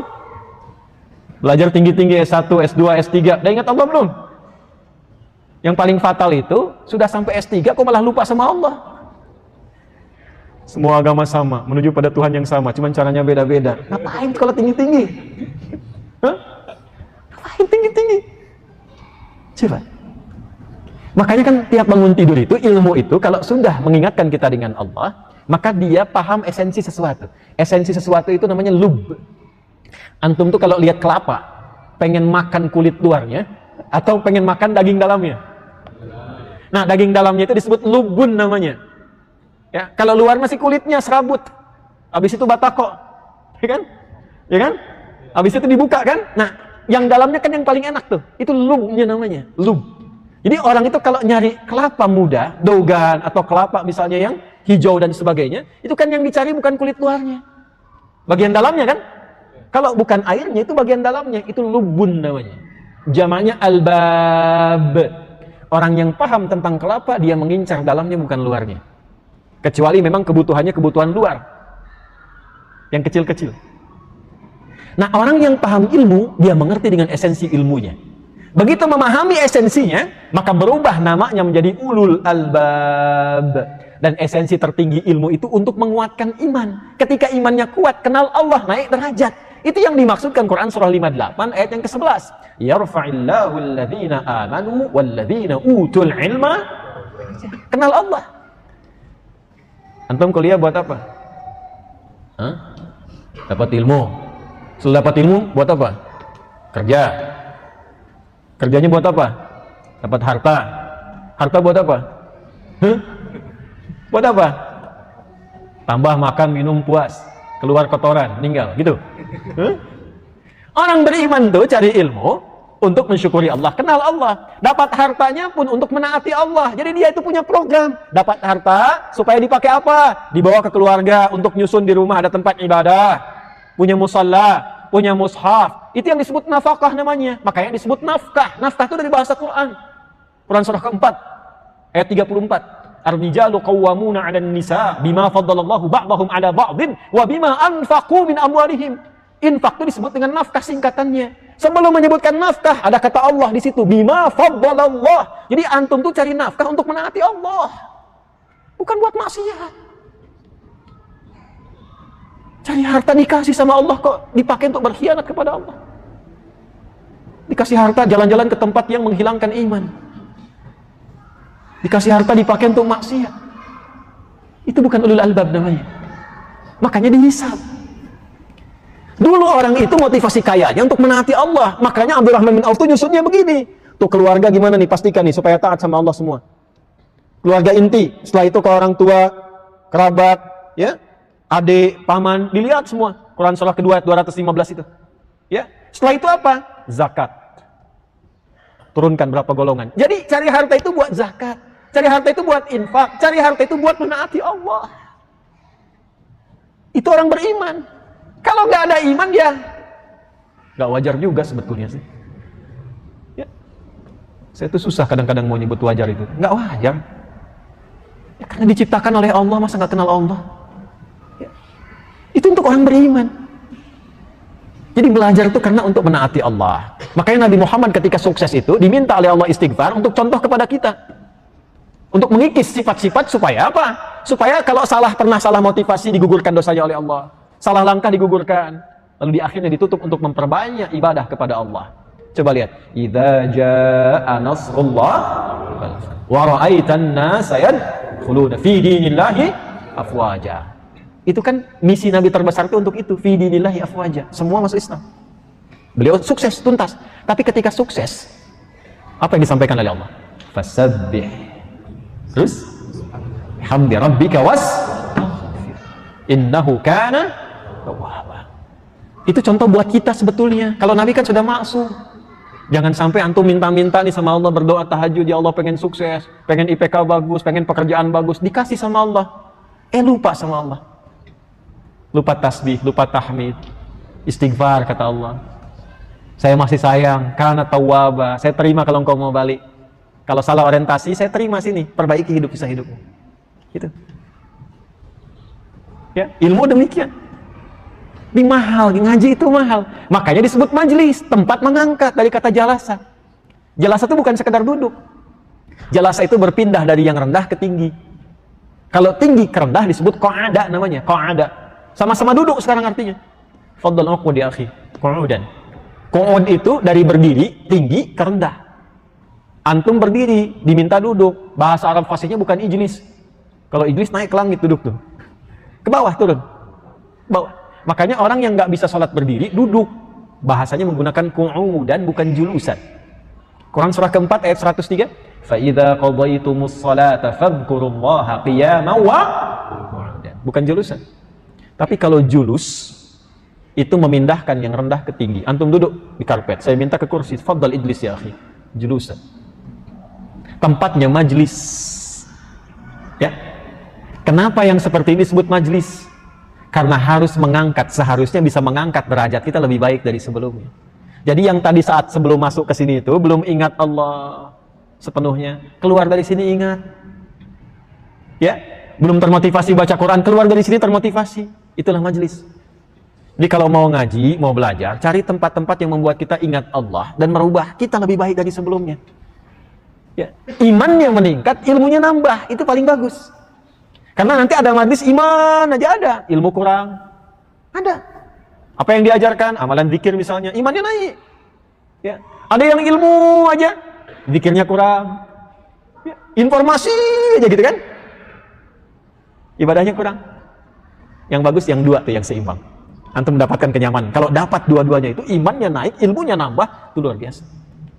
Jelas? Nah, ini sebabnya di sini disebut dengan majlisi dzikrin, bukan mengambil kata majlisi alimin. Ya. Nanti saya teruskan ke situ, saya baca dulu. Afdalu min salati alfi rak'atin wa syuhudi alfi janazatin wa iyadati alfi maridin kalau menemukan majlis yang seperti itu, meningkatkan iman kita, menambah wawasan kita, itu nilai keistimewaannya. Nilainya ya, nilainya.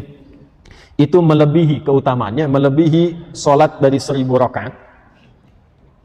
Kemudian menyaksikan 1000 jenazah dan menengok 1000 orang sakit. Kalau antum mendapati majlis seperti tadi, membuat kita dekat dengan Allah, bertambah pengetahuan, itu keutamaannya. Ingat, yang disebut keutamaannya, bukan komparasi amal ya, tapi keutamaannya. Itu melebihi keutamaannya sholat 1000 rakaat. Menyaksikan itu sholat bisa sambil menguburkan 1000 jenazah dan menengok 1000 orang sakit. Keutamaannya. Jelas? Jelas? Kalau jelas saya cukupkan. Kalau belum jelas saya syarah lagi sedikit. Jelas tidak? Belum. Tadi jelas.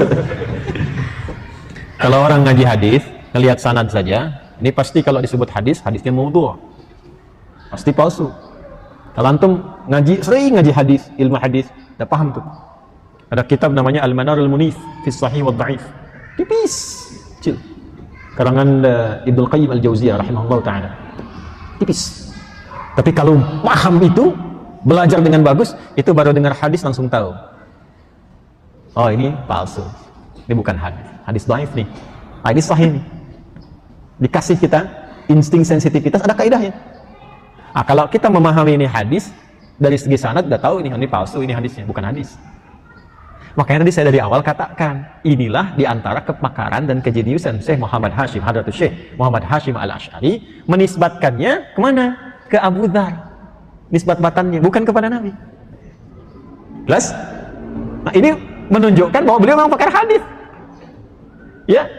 Karena apa? Hadis itu tidak harus diriwayatkan dengan lafaz. Boleh disampaikan lewat makna. Yang penting maknanya senafas. Jelas? Ya, jelas? Tapi jangan sampai membuat suatu kalimat disandarkan kepada Nabi yang Nabi tidak pernah mengucapkannya. Nah, itu terancam nanti. Bahkan ancamannya tinggi. Di hadis Muslim itu disebutkan seakan-akan pesan kapling di neraka. Ya. Awas, hati-hati. Man kadzaba 'alayya muta'ammidan falyatabawwa maq'adahu minan nar. Siapa yang sengaja memalsukan, mencatut namaku kata Nabi, ya, maka seakan dia pesan kapling di neraka. Nah, tapi ada yang paling menarik. Kalau ini lafaz ini bukan hadis, maka kenapa muncul? Dari mana muncul? Seperti apa munculnya? Nah, ini yang mau saya sampaikan. Saya semalaman ambil waktu, tulis, dapat sini. Sebagian saya masukkan ke handphone supaya nanti di-share. Jadi ngajinya total. Ya, nanti insya Allah saya salin lebih bagus lagi, masukkan ke handphone, di-share nanti. Jadi nanti antum dapat langsung akses di Instagram kita ya. Jadi nanti ngajinya tempelkan supaya utuh. Ini yang beliau kutip ini, ya, dari kalimatnya yang dikutip dan banyak nanti tersebar di berbagai tempat. Itu sumbernya biasanya mengacu pada satu kitab. Kitabnya Ihya Ulumuddin.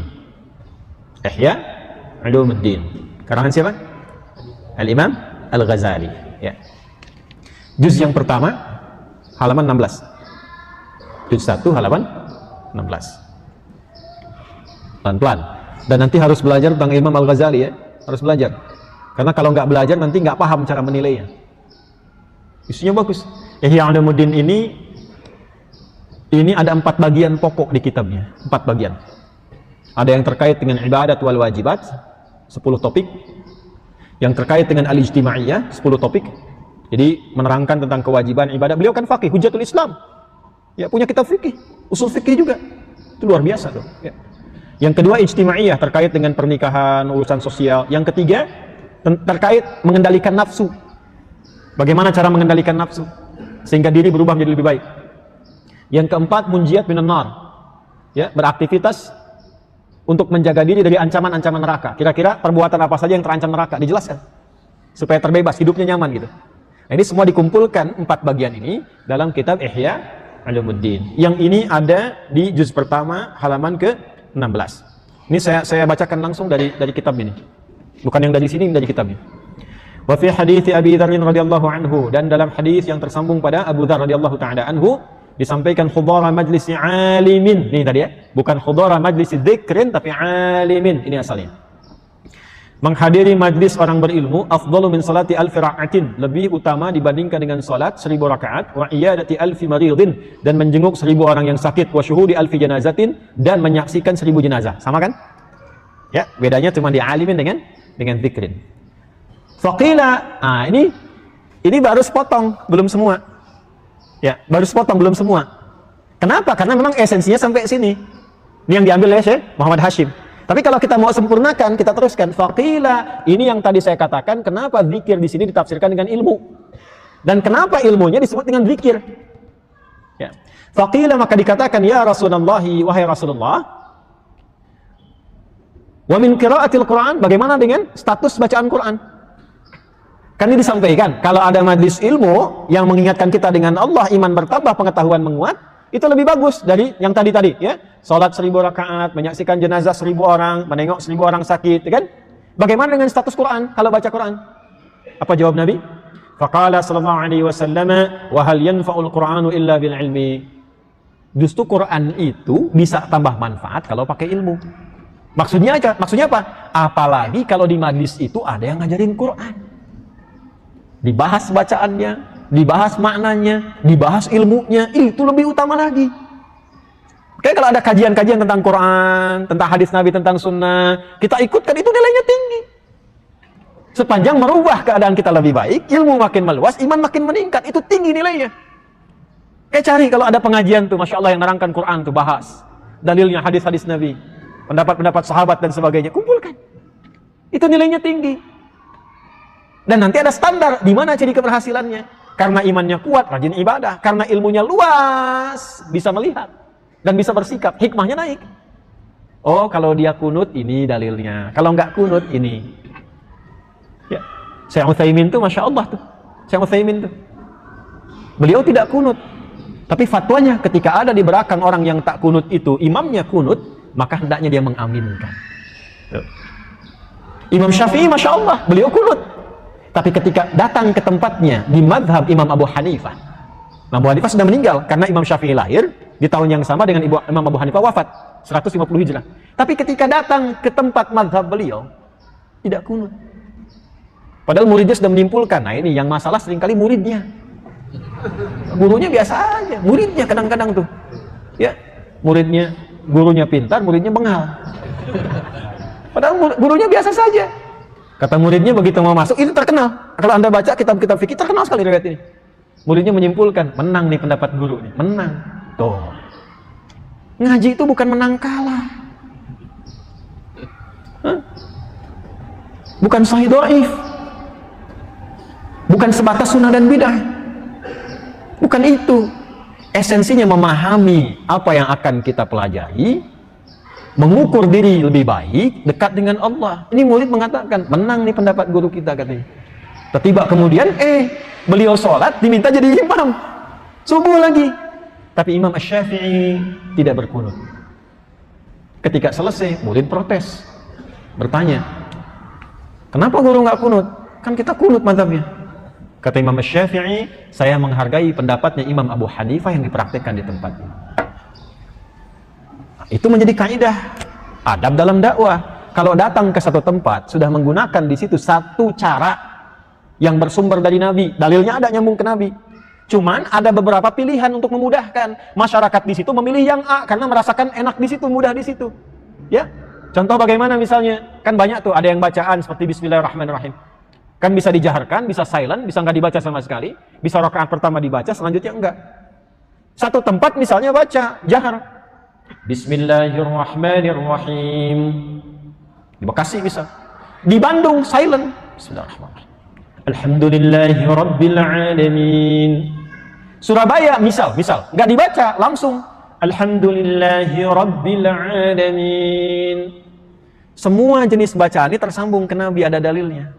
Ada sebabnya, ada ilmunya. Kenapa baca ini? Ini riwayatnya. Dia senang dengan itu, dia ikuti. Dia ikut Nabi lewat riwayat ini. Ngaji, tahu ilmunya, nggak ada masalah. Datanglah kemudian orang Bandung yang silent tadi ke Bekasi. Ya, Imam Ustadz Amir, bacaannya jahar. Bismillahirrahmanirrahim. Dia biasa silent. Belum tahu riwayat tadi. Subhanallah.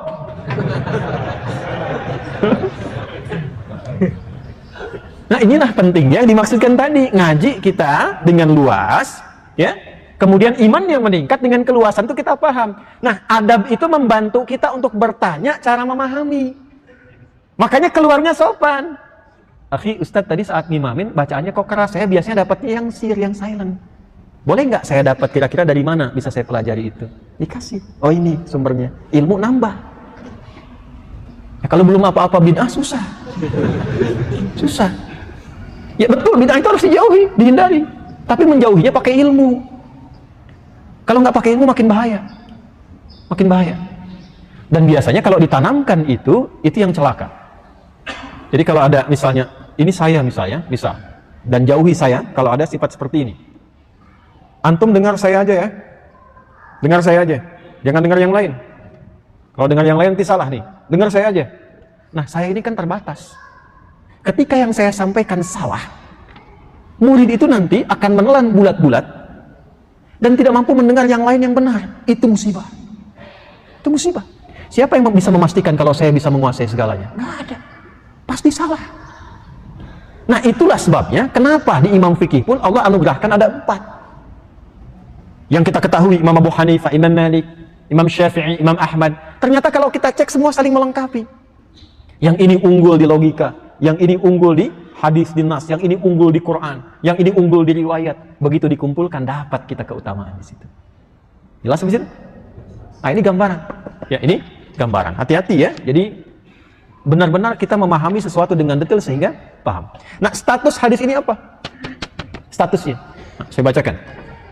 Ada nanti beberapa imam yang meneliti kitabnya Imam Al-Ghazali, khususnya Ihya Ulumuddin.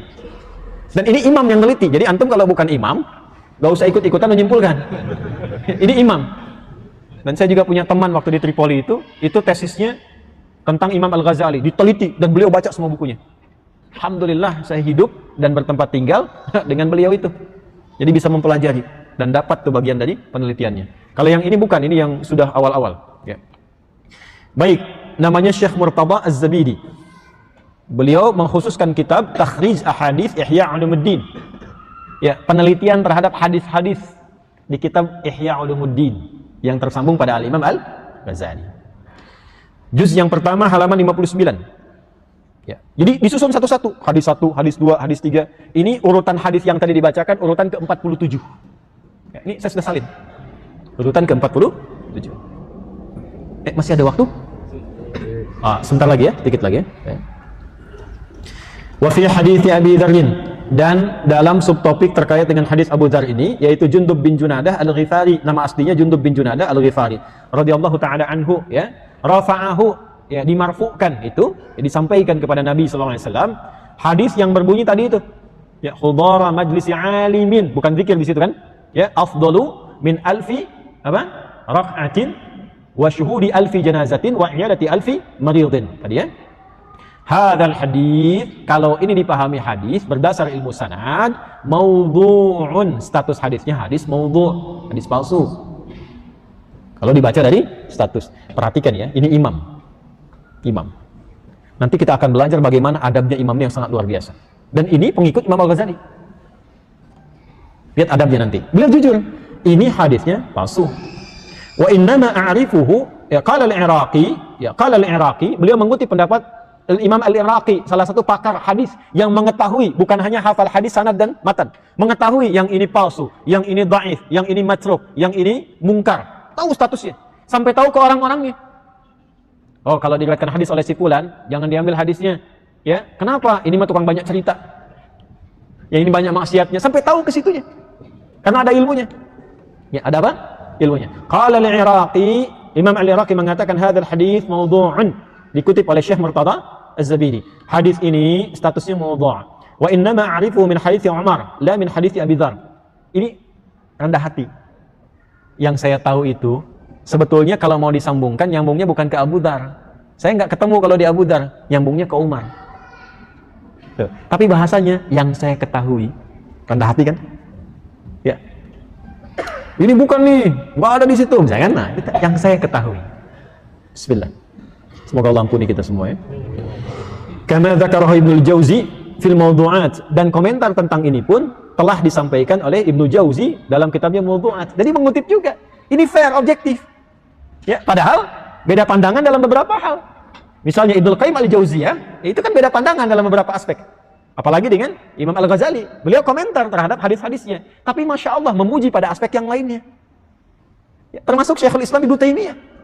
Coba ngajinya diperdalam, baca lagi. Baca lagi. Beliau punya kitab Risalah Tazkiyatun Nafs. Saya pernah ngajar di sini itu dulu. Ya, dari ba'da maghrib itu.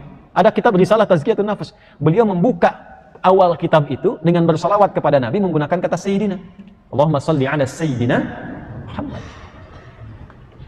Tapi yang menarik, yang menisbatkan kepada pengikutnya, ya, atau yang mengikuti manhajnya Syekhul Islam Ibnu Taimiyah, menolak kata Sayyidina. Ya. Syekhul Islam Ibnu Taimiyah saya menggunakan itu. Jadi beliau menempatkan, kapan ditempatkan, kapan tidak ditempatkan. Itu polanya. Kapan digunakan, kapan tidak. Yang unggulnya silahkan diambil, beda pendapat tinggalkan aja, nggak usah dicela. Itu kan yang sering saya sampaikan. Nah, ulama itu seperti itu dulu. Ulama begitu. Kalau Anda nggak sepakat, tinggalkan aja, nggak usah dicela. Tapi kalau ada kebaikan, itu diambil. Orang dulu begitu. Saya pernah ngirimkan mushaf di Bandung, titip sama paman saya yang di MUI. Begitu disampaikan, senang pengurusnya. Alhamdulillah, Masya Allah, Pak Kiai mushaf. Dari mana mushaf ini? Ustadz Adi Hidayat. Ambil aja, bid'ah itu katanya. Suruh diambil lagi. Saya bilang musibah ini. Mushaf disebut bid'ah. Musibah. Musibah. Dan saya cek ternyata nggak kenal. Saya nggak kenal mereka, mereka pun nggak kenal saya. Coba Anda bayangkan, pada yang belum kenal pun dibid'ahkan. Padahal belum pernah ketemu, belum pernah nanya. Karena itu saya sering menyampaikan, dari dulu saya sampaikan. Ya, kalau ada beda pendapat, duduk, lalu diskusi. Kalau kemudian sifatnya yang usul, perbaiki. Kalau pada yang furu'iyat beda-beda sedikit karena pilihan, karena bismillah, karena kunut, karena apa, saling menghormati. Setelah itu disampaikan kepada masyarakatnya atau jamaahnya. Oh, si fulan itu kalau pakai ini, dalilnya ini. Kita nggak pakai itu karena kita pakai yang ini yang kita yakini, itu lebih bagus. Kalau semua demikian itu jadi baik, alhamdulillah. Ustadz-ustadz duduk, ada database-nya, jadi tahu mau ngaji ke sini, pakarnya di bidang ini. Foto sama-sama, jamaahnya tenang, alhamdulillah.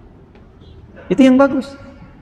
Ya, sekalipun sunnatullah selalu ada penilaian-penilaian itu, tapi saya mengajarkan pada Anda harus selalu menghormati orang lain. Belajar yang baik, jangan mudah kemudian apalagi mencela orang lain. Saya tidak pernah mengajarkan Anda untuk mencela orang. Walaupun beda pendapat, sekalipun salah, ditunjukkan dengan cara yang baik. Jelas ya? Baik. Saya selesaikan dulu sebentar sebelum berakhir. Faqala, kenapa ini disebut dengan maudhu'? Rawa Muhammad bin Ali ibnu Umar al-Mudzakkar. Nah, di sini ada orang bernama Umar al-Mudzakkar. Umar al-Mudzakkar ini dikomentari oleh Abu Bakar al-Khatib. Syekh Abu Bakar al-Khatib ini juga begawan di bidang hadis. Sangat mengetahui sanad hadis. Matruk. Status orangnya matruk. Jadi ada mungkar, ada matruk, ada maudhu', itu beda. Kalau mungkar itu biasanya dijauhi karena orang yang diduga meriwayatkan hadis ini terduga berpotensi banyak berbuat maksiat. Walaupun mungkin informasinya benar, mungkin, tapi hadisnya nggak diambil supaya tidak menjadi aib kepada Rasulullah. Kok bisa hadis disampaikan oleh pemabuk misalnya? Jelas ya? Supaya nggak jadi fitnah. Saking ketatnya demikian. Maka cari jalan lain yang mendapatkan informasi serupa, dicari dari orang baik yang tidak terjerat oleh sifat-sifat mungkar. Nah, matruk ini biasanya disampaikan hadisnya oleh orang-orang yang awalnya seringkali bercerita dan ceritanya sering ngarang. Sedangkan mengarang cerita itu kan, yang dikarang itu kadang nggak benar kan? Ya, bahasa tegasnya itu dusta. Ya, nah, hadis itu nggak bisa dipakai dalam hal demikian, karena nggak boleh mengarang-ngarang. Nah, untuk antisipasi, jangan mengambil hadis itu dari pendongeng, dari tukang cerita. Kenapa? Karena kadang-kadang ada yang nggak bisa dibedakan mana cerita, mana hadis. Karena itu hadisnya ditinggalkan. Ditinggalkan itu turika, orangnya matruk, tinggalkan itu supaya nggak terjebak pada sesuatu yang mungkin saja bukan hadis tapi cerita. Kalau pengen tahu, jangan langsung disimpulkan cerita orangnya, maka cari jalur lain. Ada nggak hadis itu? Dicari jalur lain, itu adabnya. Jelas? Yang ketiga maudhu'. Maudhu' itu jelas palsu. Dari kata wudi'a, wada'a, meletakkan, membuat hadis yang memang bukan hadis. Contoh, tapi disamarkan. Afdalud dahri bi faisil laili kujifa wa kulifa wa ubina hatta karusa udamu fa idza bukhila fadriba unuqu thalatha marrat hatta utiha rawahu syaikhan. Kalau antum belajar nahwu benar semua tuh kalimatnya. Syaikhan Bukhari dan Muslim. Padahal maksudnya bukan itu, cuman disamarkan. Afdalud dahri, dahar yang paling afdal, bifaisil laili, dengan pais lele. Kucipa kasih kecap sedikit, wa kulipa tambahkan kerupuk, hatta karusa udangmu sehingga terasa udangnya. Fa idza bukhila, apabila kabeuheulan. Masalah. Faduriba unukuhu, maka pukullah punduknya telah tamarat 3 kali, hatta utiha, sampai dia muntah. Rawahu Syaikhan. Ya, ini kalimat disampaikan 2 orang syekh, orang tua, namanya Pak Asep dan Pak Dayat. Dulu ada orang suka nyamar-nyamarkan bikin hadis palsu. Motifnya banyak, tapi disamarkan kalimatnya. Ya, dulu tukang terong tuh ada jualan terong itu supaya laku, dimiripkan dengan hadis tentang air Zam-Zam. Bazinjan dawa unikulida, terong obat segala penyakit, supaya laku terongnya. Nah, itu maudhu'. Nah, ini statusnya pada maudhu'. Kenapa? Karena ada orang matruk. Nah, teruskan, sebentar ya, supaya enggak sepotong-sepotong pemahamannya, agak cepat saya. Nah, dia terima dari siapa? Qala haddatsana Ishaq, ya, bin Ja'ad, haddatsana Ahmad bin Abdullah Al-Harawi. Nah, di sini problemnya. Al-Harawi ini nama aslinya Juwaibari. Saya sudah punya catatannya. Nah, Juwaibari ini dikomentari oleh Imam Ahmad bin Hanbal. Imam Ahmad itu hafal 1.000.000 hadis. Punya kitab Al-Musnad. Kata Imam Ahmad, akdzabun nas, ini orang paling dusta di antara manusia. Banyak bohongnya. Haddatsana Ishaq bin Najih, haddatsana Hisham ya bin Hasan, haddatsana Muhammad bin Sirin, haddatsana Ubaidah. Nyambung ke sini, Ibnu Salmani an Umar bin Al-Khattab radhiyallahu taala anhu. Nah, ini sanad yang tersambung ke Umar, jadi bukan dari Abi Dzar. Tapi yang tersambung ke Umar pun ada masalah karena ada Al-Juwaibari yang diduga mendustakan hadis ini. Paham? Jadi dari segi sanad bermasalah. Tapi apakah isinya bermasalah? Ini ternyata teman-teman sekalian, ya, Bapak dan Ibu sekalian, ternyata yang riwayat Umar ini, ja'a rajulun minal ansari ila Rasulullah sallallahu alaihi wasallam wa ana syahidun. Umar mengatakan, waktu saya hidup dulu, ada seorang pemuda dari Ansor datang ke Nabi. Saya menyaksikan itu, dia berkata, ya Rasulullah, idza hadartu janazatan wa hadara majlis alimin ayyuhuma ahabbu ilaik? Ya Rasulullah, kalau satu momen ada orang meninggal, ada kesempatan mengikuti jenazah itu, dari mulai menyolatkan, ya, sebelumnya mengafani, menyolatkan sampai mengantarkan ke kuburan. Tapi sisi lain ada majlis ilmu. Menurut Anda mana yang paling utama, ya? Mana yang paling disukai oleh Anda ya Rasulullah? Mana yang paling disukai? Apa jawab Nabi sallallahu alaihi wasallam? Ya, perhatikan kalimatnya. Ayyuhuma ahabbu ilaika an usyidahu ya Rasulullah? Mana menurut Anda yang paling Rasulullah sukai supaya saya bisa lakukan? Pengen sesuai dengan kehendak Nabi. Faqala, maka jawab Nabi, in kana lil janazati man yatba'uha wa yadfanuha fa inna hudura majlisi 'alimin afdal min huduri alfi janazatin tasyuha. Kalau memang sudah ada yang nangani jenazah itu, ada yang sudah nyolatkan, kan fardu kifayah. Ada yang sudah mengantarkan ke kubur, saat bersamaan ada majlis ilmu dan materinya penting kau butuhkan. Maka mengikuti majlis ilmu itu lebih utama dibandingkan dengan menghadiri 1000 jenazah seperti yang tadi sifatnya disebutkan. Jelas? Nah, ini keterangan dari Nabi, cuma statusnya hadis maudhu'. Paham? Statusnya apa hadis? Maudhu'. Kalau hadis maudhu', ya jangan diambil. Yang diambil itu riwayatnya yang benar. Sekarang pertanyaannya, ada nggak riwayat yang sesuai dengan ini? Yang bukan maudhu'? Jawabannya ada. Ternyata ada. Ada. Nyambungnya ke siapa? Ibnu Majah. Siapa lagi? Al-Hakim Naisaburi. Diturunkan kemudian riwayatnya. Ini saya sudah catat di sini. Kalau ini sudah saya masukkan ke sini di galeri. Nanti insya Allah kita upload ya. Qultu. Nah, ada qultu, ada kultum. Qultu, aku berkomentar. Nah, kata Murtada Az-Zabidi. Ya. Saya langsung ke ujungnya saja ya. Langsung ke ujungnya. Wa nasab al-Jawzi ba'da qawlihi bi nafsika wa malika wa aina taqaw hadhihi al-mashahid min mashhad 'alimin amma 'alimta anna Allah yuta'u bil 'ilmi wa yu'badu bil 'ilmi wa khairu dunya wal akhirati fil 'ilmi wa syarri dunya wal akhirati fil jahli. Kata beliau, ini beliau itu Murtada Az-Zabidi, seorang syekh besar, ahli fiqih, ahli ilmu, ahli bahasa dan pengkaji hadis. Dan itu mengomentari tadi kitabnya Ihya Ulumuddin, mengeluarkan isi hadisnya, dicek. Beliau fair mengatakan, ini memang yang disampaikan di sini kalau disebut hadis maudhu', palsu. Tapi jangan cepat menilai Imam Al-Ghazali dengan penilaian yang tidak baik. Aku berkata, kata beliau, setelah mengkaji, mempelajari apa yang disampaikan oleh Al-Jauzi, Ibnu Qayyim Al-Jauziyah, betul. Kalau melihat sanadnya saja. Betul kalau mengambil lafaz yang demikian, itu betul, nggak salah beliau. Tapi kalau kita lihat maknanya, kata beliau, ya, lihat maknanya. Bukankah anna alimta anna Allah yuta'u bil ilmi, bukankah kita menyadari kalau Allah itu ditaati Allah itu pakai ilmu kan? Saya ulang. Saat kita menaati Allah pakai ilmu atau tidak? Dari mana taunya? Dari mana taunya? Bukan hanya dari Quran, dari hadis, dari keseharian kita saja. Kalau nggak tahu ilmu, nggak mungkin kita sholat. Dari mana taunya sholat subuh 2 rakaat? Ilmu. Kalau nggak tahu ilmunya bisa 4 rakaat. Kan dulu ada yang di sidang tokoh komunis itu kan? Muslim, subuh berapa rakaat? 4. Kan yang sebut 3. Karena nggak ada ilmunya. Pakai ilmu kan? Syahadatun pakai ilmu kan? Ya, Quran surah 47 ayat 19, fa'lam annahu la ilaha. Karena itu ada ilmu tauhid. Mengenal Allah pakai ilmu. Salat pakai ilmu, zakat pakai ilmu. Kalau nggak pakai ilmu, nggak tahu batasan zakat berapa. Jelas? Baik. Kemudian apa lagi? Wa yu'badu bil ilmi, disembah pakai ilmu. Dan kalau pengen dunianya sukses, pakai ilmu kan? Semakin pintar, semakin mudah akses kan? Semakin tinggi ilmunya, semakin salary-nya, ya, gajinya makin tinggi kan? Wal akhirati, akhirat juga begitu, fil ilmi, pakai ilmu. Nggak tahu ilmu, nggak dapat sukses akhirat. Dari mana tahunya tahajud itu bisa mendatangkan kebaikan? Pakai ilmu. Jadi intinya apa? Ilmu. Wa syarrid dunya wal akhirati fil jahli. Sedangkan orang yang nggak sukses dunia dan akhiratnya karena nggak punya ilmu. Karena ilmu kurang, kerjanya capek. Karena ilmu kurang, surganya terancam. Jelas? Nah, teruskan. Ini bahasa halus sekali, bahasa halus. Ini kan yang dibahas ini isinya tentang keutamaan ilmu. Ini jangan karena menyimpulkan, ini maudhu, salah nih, tiba-tiba ditinggalkan amalannya. Tidak, cek dulu. Kalau memang isinya bagus, tentang yang bagus, kalaupun dia bukan bagian dari hadis, cukup jangan posisikan sebagai hadis. Ambil aja isinya, cuma jangan nilai sebagai hadis. Jelas, itu maksudnya. Nih, gini. Makan saat lapar, berhenti sebelum kenyang. Pernah dengar itu? Itu bukan hadis, hadis palsu. Itu cerita.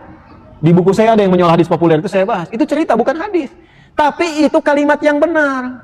Bahkan di ilmu kedokteran pun bagus.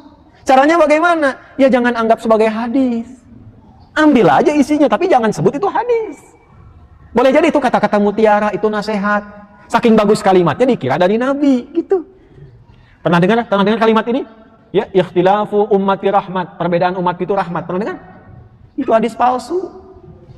Bukan hadis. Hadis palsu. Cuman maknanya dipelajari untuk diamalkan supaya saling toleran, jangan dikit-dikit beda, dari perbedaan itu bermusuhan. Assalamualaikum, beda manhaj. Waalaikumsalam. Jangan begitu. Jelas? Nah, ini maksudnya Syekh Murtado itu.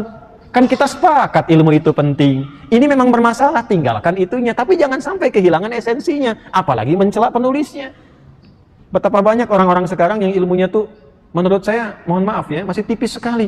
Kok bisa mencela Imam Al-Ghazali? Imam Al-Ghazali begini. Ngaji belum tuntas, baca kitabnya aja belum. Baca kitabnya aja belum tuntas. Ini imam-imam besar saja sekalipun memberi masukan sangat objektif.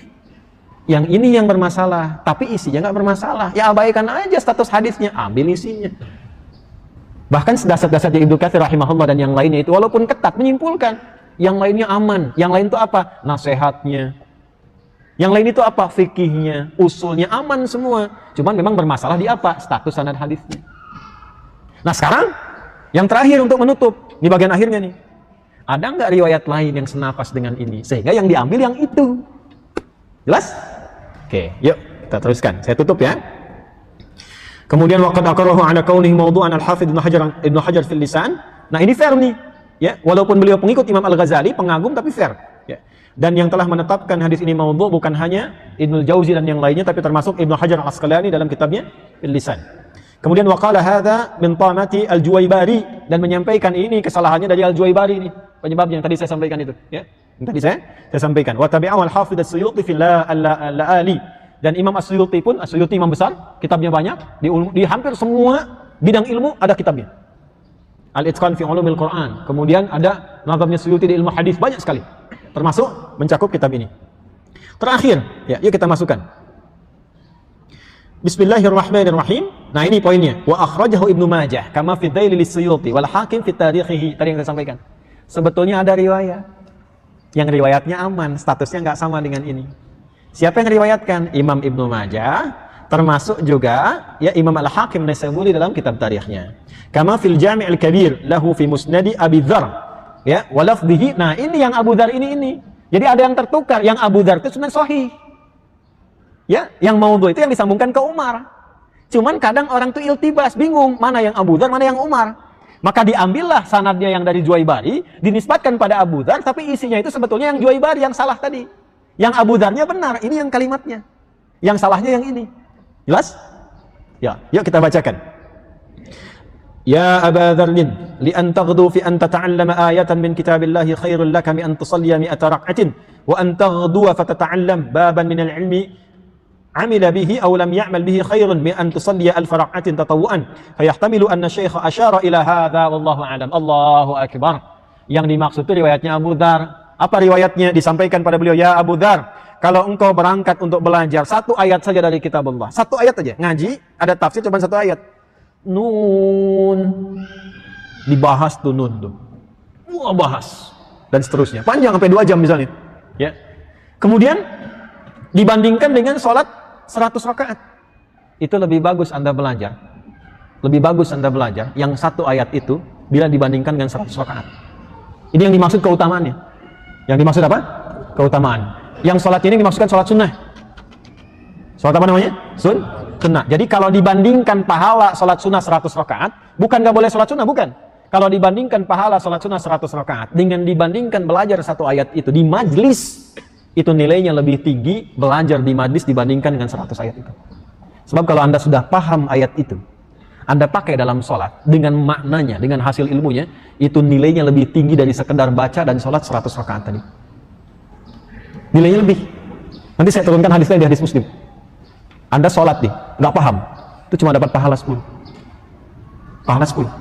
Tapi sholat dan Anda paham dari hasil belajar, apa yang terjadi? Begitu Anda sholat, malaikat ikut di situ. Doa Anda diaminkan. Begitu istighfar, Rabbi gfirli, malaikat mengatakan, ya Allah, ighfir lahu, ampuni dia. Mohon pada Allah. Dan disanjung oleh Allah sampai selesai dia. Kayak saya sering katakan, kalau saya belum tutup, kalau bisa jangan dulu sholat suruh. Jadi saya kasih waktunya. Supaya apa? Sifat-sifat ini menyertai. Apa hadisnya? Di hadis Muslim. Majtama'a qaumun fi baitin min buyutillahi yatluna kitab Allah wa yatadarasunahu fima bainahum illa ghasyiyatuhum rahmah nazalat alaihimus sakinah wa hafathumul malaikah wa dzakarahumullahu fi man indah. Atau kama qala Rasulullah SAW. Itu hadisnya sahih. Nggak ada orang ngaji belajar sampai selesai Anda sholat, sampai bubar selesai, kecuali pada saat itu diturunkan oleh Allah ketenangan. Makanya kalau ngaji yang benar hati tenang. Baik. Setelah itu malaikat ikut kumpul. Jika antum sholat, malaikat ikut di situ. Ya. Nanti antum baca, diaminkan. Makanya kan ada hadis man sholat ta'minuhu ta'minal malaikah. Siapa yang sholat aminnya bersamaan dengan amin malaikat. Tuh. Kapan itu terjadi? Kalau jamaah. Sifat jamaah di mana? Di majlis. Jamaah itu di majlis. Nah, tapi ada orang yang ikut majlis begini, sholat habis itu. Makanya kalau mau pulang, sholat dulu. Terus doa. Itu diaminkan. Istighfar, dimohonkan ampunan pada Allah. Itu sifatnya. Nah, itu adanya di riwayat sahih. Nyambungnya ke Abu Dzar. Sahih yang ini. Ya, kita teruskan lagi. Wa an taghdu wa fatata'allama baban minal ilmi amila bihi aw lam ya'mal bihi khairun min an tusalliya alf rak'atin tatawwu'a. Ini tadi. Dan kalau engkau berangkat ke majlis ilmu, majlisnya yang benar, baru dapat ilmunya. Ini sekarang, tadi kan kita belajar ya, baru dapat ilmunya. Kalaupun belum diamalkan, baru dapat ilmunya. Apalagi diamalkan, itu nilainya lebih tinggi daripada sholat 1000 rakaat sholat sunnah. Nah, ini yang sahih. Yang sahih. Perhatikan komen terakhirnya, yang ingin saya tutup. Fayahtamilu anna syaikha asyara ila hadha wallahu a'lam. Mungkin yang dimaksud Imam Al-Ghazali itu, yang ini maksudnya. Tuh, lihat. Betapa sopannya muridnya ini. Betapa sopan. Beliau ingin mengatakan Imam Al-Ghazali belum tentu salah di situ. Belum tentu salah, cuman akses beliau kepada hadis ini mungkin nggak dapat. Jadi meriwayatkan dengan makna, karena hadis boleh diriwayatkan dengan makna, maka diambillah maknanya. Orang sekarang salah paham. Dilihat jalur sanadnya, begitu dicek, wah ini hadisnya palsu nih, jangan dekati kitab Imam Bukhari. Ini levelnya imam yang menilai. Boleh jadi Imam Al-Ghazali nggak dapat akses ke sanad itu, maka diriwayatkanlah dengan maknanya. Karena hadis boleh diriwayatkan dengan apa? Dengan makna. Maka diambillah makna yang sahih ini, diterapkan kepada rawinya Abu Dzar. Itu sahih, maknanya sahih, orangnya sahih. Cuman ketika dituliskan lafadznya itu nyambungnya ke lafadz yang maudhu tadi. Jelas gak? Ya, itu problemnya. Kalau kita ngaji sampai sini kita paham. Nah, Hadratus Syekh Muhammad Hashim mengerti itu, makanya yang beliau ambil apa? Langsung redaksinya, redaksi makna. Diambil redaksi makna itu, dikembalikan kepada Abu Dzarnya. Masukkan ke sini, lengkap dengan pemaknaan tadi. Jadi kalau kita ngaji cuma sekedar ngaji begini, nggak tahu yang tadi itu, dapatnya cuma ada hadis begini. Itu kalau yakin. Ya, kalau memang ikut dengan kredibilitas Syekh Hashimnya, percaya aja, ikut. Tapi yang celaka kalau nggak tahu. Hadis palsu nih, nggak usah diikutin. Inna lillahi wa inna ilaihi raji'un.